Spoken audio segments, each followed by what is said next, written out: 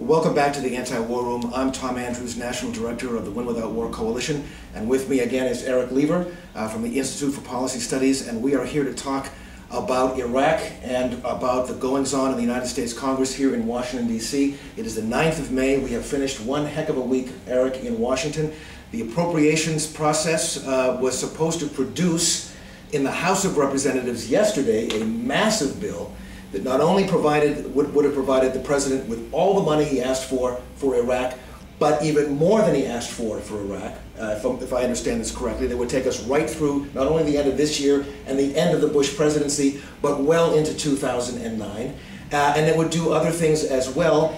That process stopped, and the brakes were put on, and we're going to look to the same process being restarted next week. They're going to try to pass this bill next week. So let's start, first of all, Erik, with what was in that bill and the three specific votes that members of Congress were going to be asked to vote on. The first was the appropriation. Why is it that a Democratic Congress would not only give the president everything he asked for in terms of money, and that would be a clean vote before the Congress, all the money he asked for, the $108 billion, but to give him even more money? What's the logic behind that? I think that the House leadership is trying to be cute at this point, where they want to be able to give members the ability to have a symbolic vote against the funding of the war, and then also be able to give members the opportunity to vote for a change in course. And so, they kind of laid out these different steps in the, early evening on Monday night, and rolled out this plan that they were going to circumvent the normal process and really try to make this, a quick and clean process so that they could get done with it and not have this vote be in the mind of voters when they go to the poll in November. Okay, so in other words, let's give all the money the president would ever need for the war, and that would be it. No more votes, no more facing the voters with a fresh vote just behind them. Let's get it all out of the way now in May, so we don't have to talk about it again until after the election. Is that right? Exactly. The money that's being talked about now, the money that the president actually asked for, would run out at the end of fiscal year 07, which is the end of September, which is a decidedly inconvenient time to be voting for more war if you're a Democrat going to the polls. Well, and if two-thirds of your constituents are firmly against the war, yeah.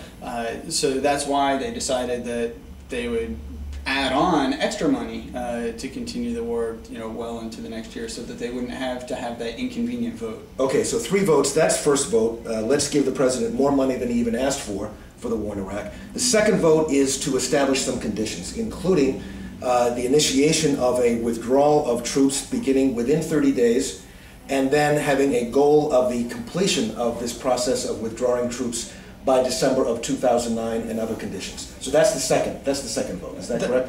There's a bunch of other things that are in that language on stopping war profiteering, the language on permanent bases. There's some interesting language about asking Iraqis to actually pay for reconstruction to match the U.S. dollar for dollar, as if that they haven't done their share already. And it also asks them to subsidize fuel purchased by the military. So essentially, those who warned about us going to war for oil now have that reinforced by that particular provision in the measures. But I thought Iraqi oil was going to take care of the cost of all of this this military occupation. Well, this is precisely what it is that we invade Iraq, and then we get them to pay us for invading and occupying their country.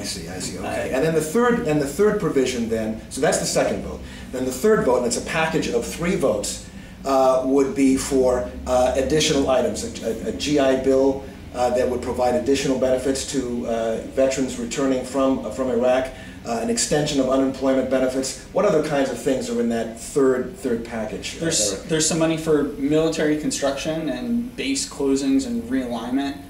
There's some money for international partners as well. So those who are helping us out with the war on terror, we find ways to provide them additional aid and assistance, and so this is a way of sort of sneaking some of that in there as well. It's this third provision. I think that the first 2 provisions, people aren't suffering a lot of heartburn for. If you're against the war, you're voting against the money, and some people will take a look at provision 2 and say, all right, well, 18 months from now, that may be the best that we get. If this is the only vote that we have this year, the next time that we'll talk about this is in early '09, and with the American public still, thinking a withdrawal would be about a year's time. If you wait that long, you're already going to be past that date. So I think that there's, members are going to be kind of up in the air on two.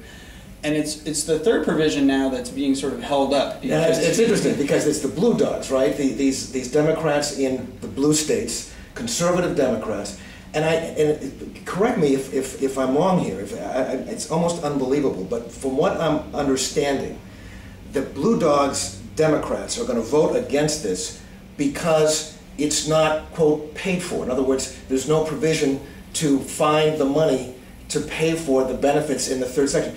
But isn't it true that these very same blue dog Democrats have been voting for the war in Iraq that has been financed 100% with borrowed money, and they've had absolutely no complaint at all? But when it comes to providing money for GIs returning from Iraq or providing money for extension of unemployment benefits, they say, we refuse on principle to vote against this because it's borrowed money. Do I have this right? That's exactly right. There's 47 members of this Blue Dog Coalition which are totally threatening to derail the whole deal precisely because of that. And it's outrageous when you think about that the cost of the war has tremendously hurt the economy, and therefore has led to people needing an extension of these unemployment benefits and taking care of the troops. One would easily think that that money could and should probably be in either in the funding of the war in the first part, and so to hold it up and say we're not going to vote for it because it's not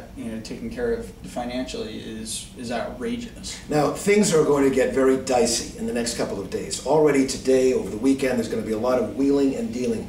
I can tell you, as a former member, there's going to be a lot of wheeling and dealing going on here in the nation's capital and over the phone lines. Who knows what it's all going to look like on Monday. But we're going to follow this extremely closely, and we're going to be giving you updates as we go forward. I mean, one of the maneuvers, if you will, that we might see is that there would be a separate vote on all three of these pieces, as we've just said, in the House. It then goes over to the Senate. The Senate makes changes in it, and then that leads it coming back to the House. Now, you might find a member of Congress voting, let's say, against vote one, in other words, stopping the war, not providing money for the war. It comes back in a Christmas tree package, as some have described it, with everything in it, including funding for the war, but all these other provisions. And then perhaps the arm twisting begins to vote for the whole package, because even though you're voting for money for the war, you're also voting for money for these other nice things. And the fact that you're now on record voting against the war with this first vote, that's going to give you political cover on the final vote.